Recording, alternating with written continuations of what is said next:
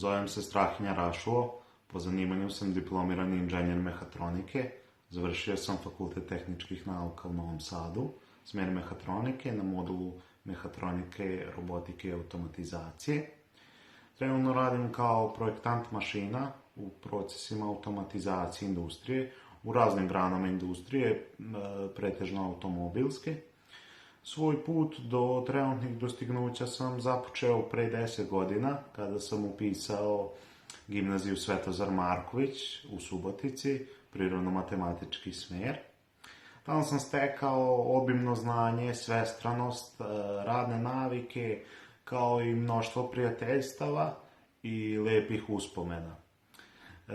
Kao najveću prednost gimnazije bih izdvojio mogućnost da vidite šta vas zanima, da odaberete čime biste se bavili i svoj životni put usmerite ka željenoj profesiji.